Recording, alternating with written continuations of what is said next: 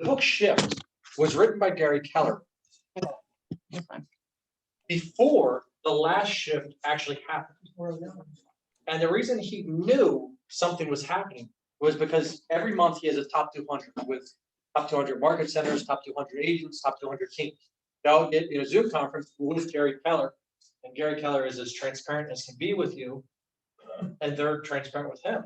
And when he got into one of those Zoom meetings, everybody said there's something happening, something going on, something going on, something going on, and he kept hearing it to the point that he started doing research.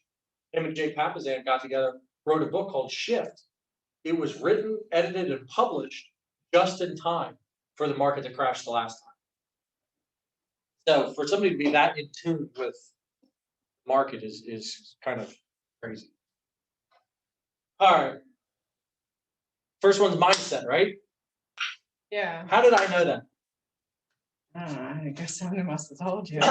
Every book that Gary Keller writes, the first chapter is mindset. So no matter what book you pick up, the first chapter is going to be mindset, as long as it's written by Gary Keller. Change your thinking, your focus, your actions, and ultimately your results.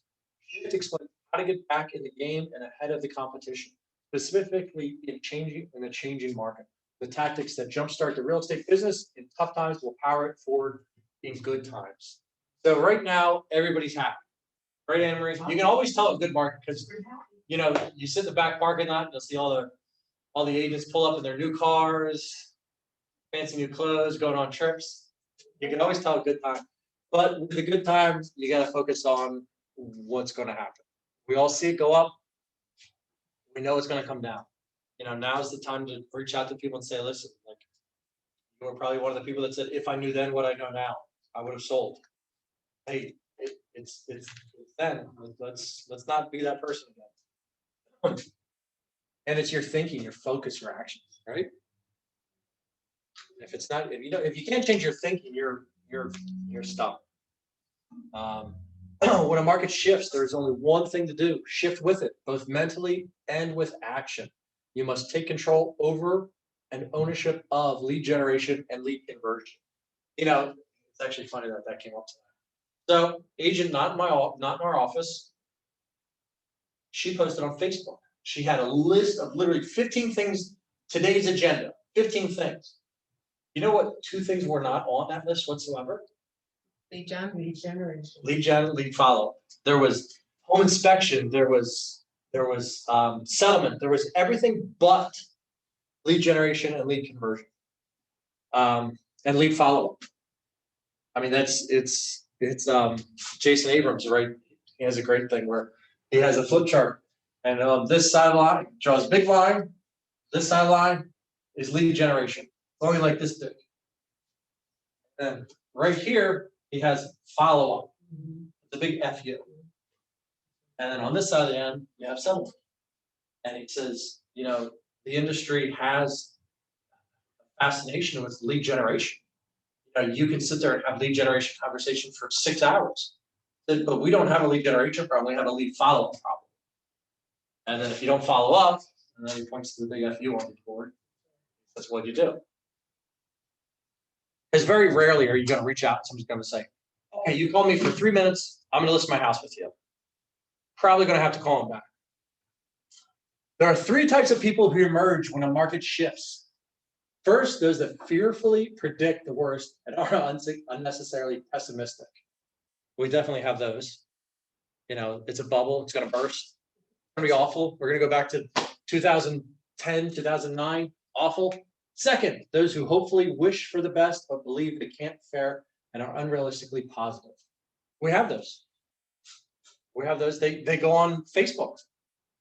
Market is fantastic. Nothing's going to change. Even when 13% REO properties get dumped in 1 month on the market, we're fine. Have those.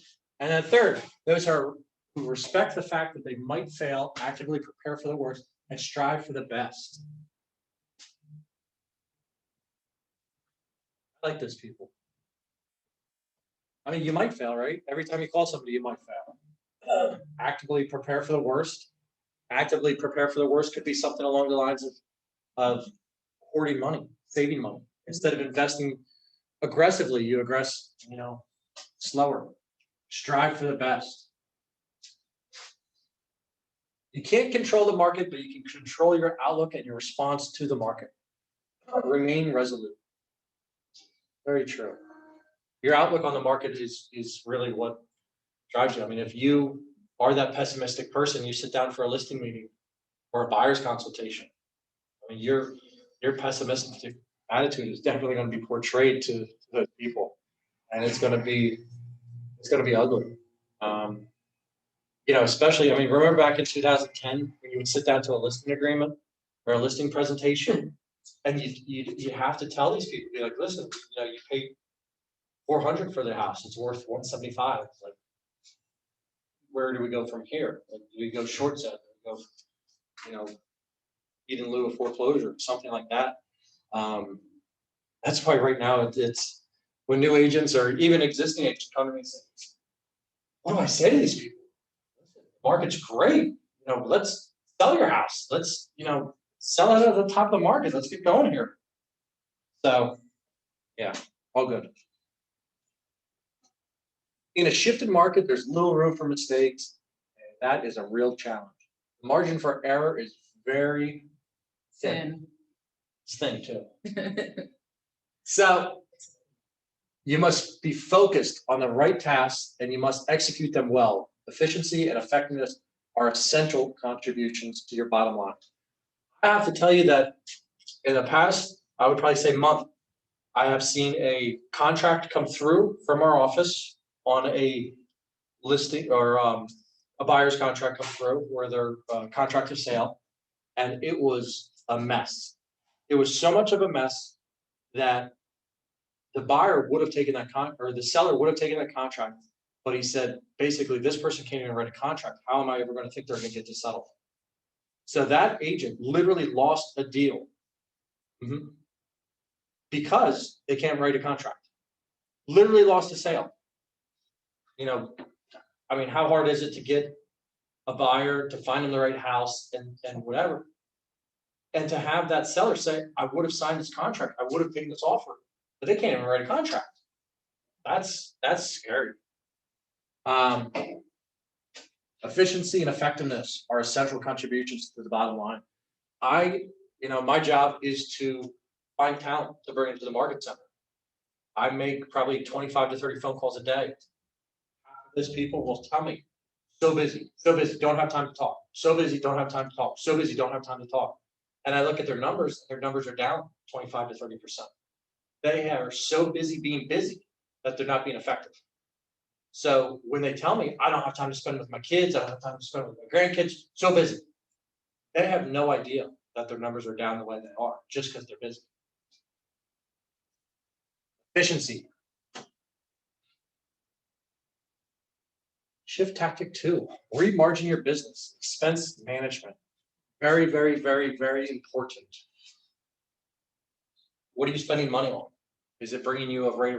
What is your ROI on what you're spending money on? Is it worth it? What's Gary Keller saying? If it's not making 4 times the amount, it's not worth it. But when the market goes like that, you have to literally make 3 buckets, like essential, maybe essential, not essential. Your cost in each one. And the non-essential, just wipe that right off and then have a conversation with your seller. Is the middle one worth it? Is it essential? Is it maybe essential? Make sure it's essential if you're still spending money on it. Always work from a position of profitability. The number one determinant of thriving is lead generation, but the number one determinant of surviving is expense management. So lead generation, without leads, we don't survive, right? Listings, leads, leverage. Surviving is expense. Determinant of surviving is expense management. If you're making $10,000 a month, but you're spending $9,000 a month on Zillow, probably not going to survive. The most successful people are those who are good at plan B. Very, very true. So one of our youth cohorts, I spent time with him. Younger guy, very, very young, 15-year-old. And I was talking to him, and he's very, very, very, very, very good at basketball. I said, what's the plan when you get older? He says, no problem. I said, what's plan B? There is no plan B. I said, well, what do you mean there's no plan B? I'm going pro. There's nothing else to talk about, just going pro. So sometimes you need to come up with plan B because you never know, in his case, God forbid something happens injury wise or something like that. You need to have a plan B. You can't build a business by cutting back, but you can find your profit and save it. Every business must make a profit. To generate revenue, you generate leads. To make profit, you manage expenses. It's very true. Did it or did it come to us? No, I did it. It's very good. I read the first 2 chapters. Yeah, it's very good. Every business must make a profit. Without profit, you're not in business.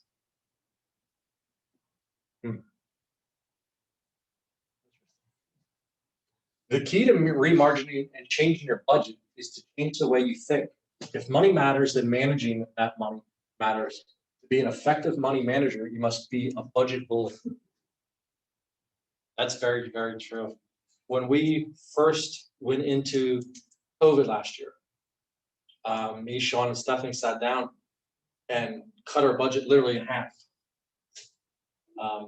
And we are really, really tight ship around here anyway. So to find, enough to cut out was hard. But not everything now that we're thriving, not everything went back in. So, it's time to look at your expenses. If you're paying $10 extra because you don't want to automatic pay something online, maybe automatic pay it online and save that extra $10.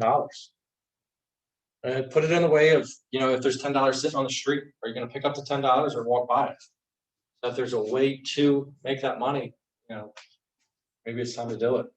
And be a budget bully. Again, like with the 3 baskets, what's essential, what's non-essential, sit down and put your expenses in there and see which one works. Oh, yeah, that's it. Yeah, I went through that in 10 minutes, I know. 17 minutes.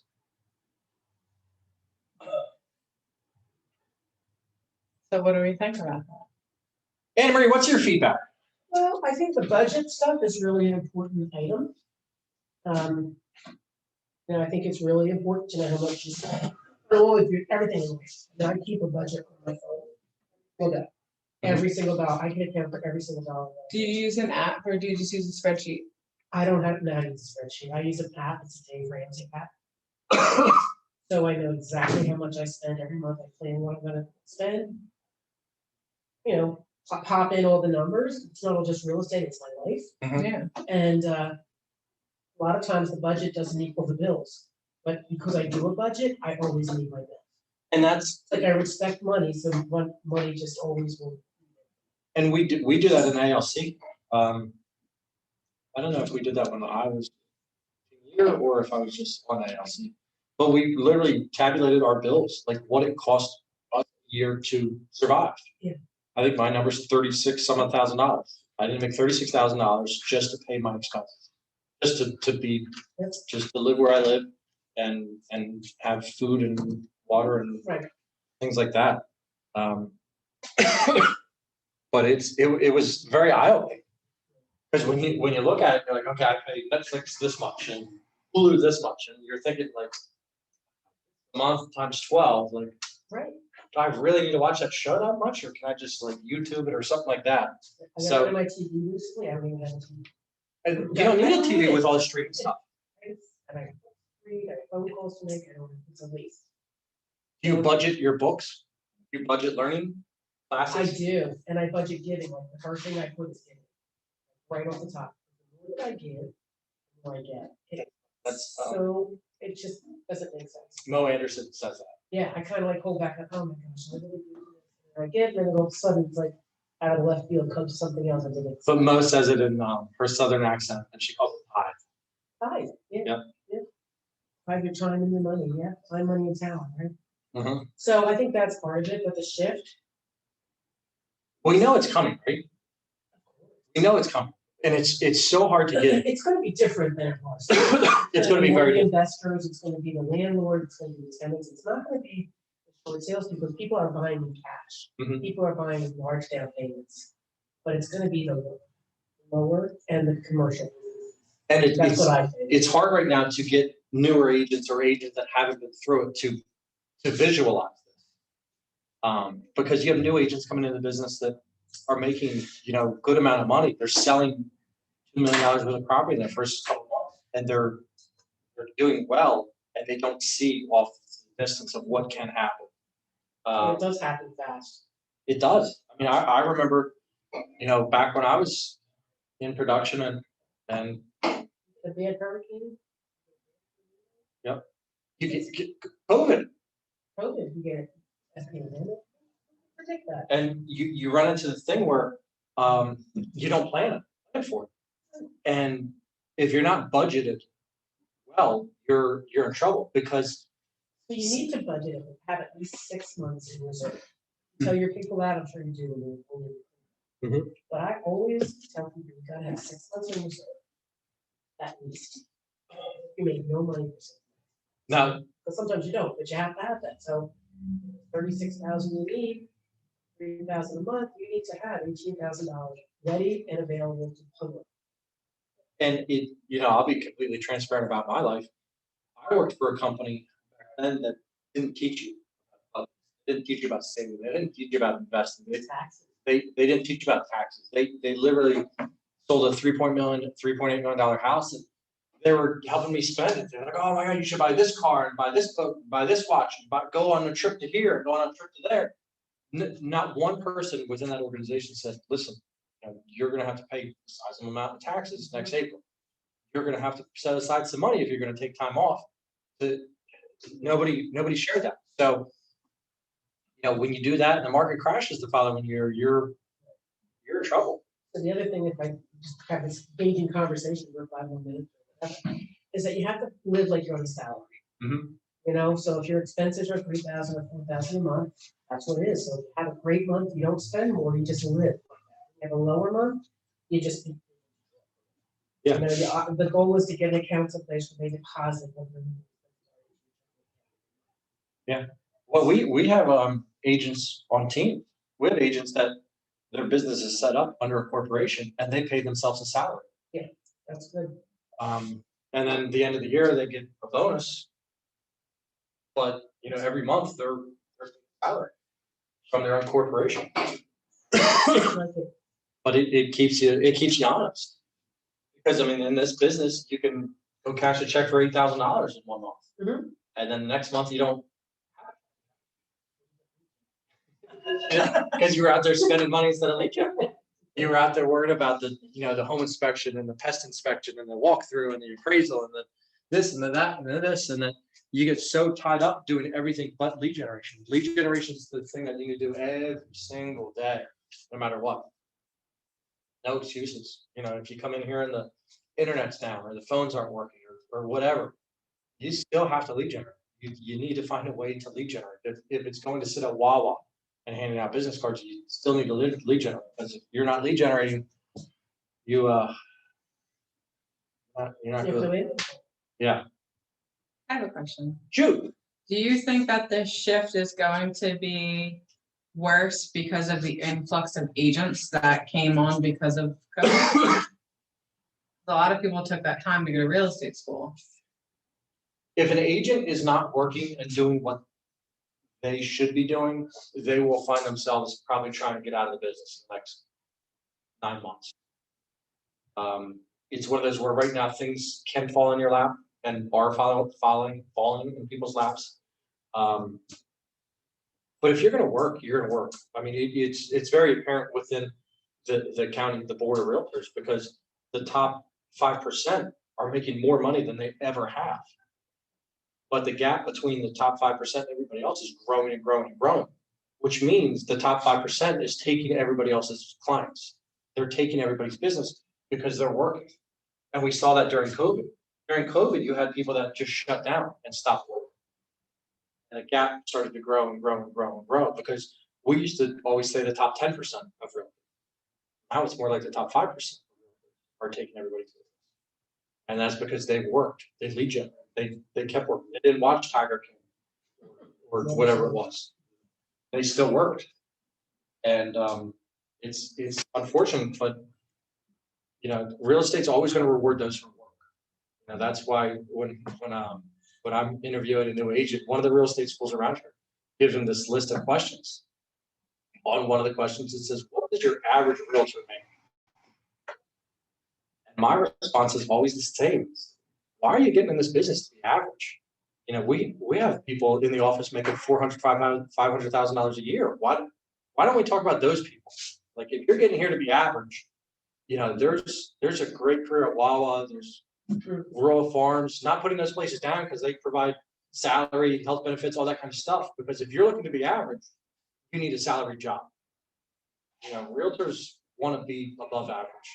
Like, they don't get in this business to make average money. Right? We answer our phone at 10 o'clock at night because we want to make more money than the average person. I just do it because I have to. You just do. Very responsible. I try to be. Because if you don't, then we can't make more than average money. Any questions? I like budget bully. Yeah. And you can tell I did this because there's spelling errors because I was doing it quick. Just one. 2. Oh, it was- I didn't even notice the second one. Yeah, I didn't either. I did. I noticed the thing. I have to go back and change it now. Does anybody have any questions or concerns or? Is there any- I think so. Looks like there's 2 people online. All right, cool. All right. I'm gonna go drink more water. You okay? I've had a chest cold. Yeah. I think it's the air, the hot, cold, hot. It's not COVID. I don't think so. It's usually, because I'm usually. Thank you, everybody. I'm usually Hi, everybody. Bye.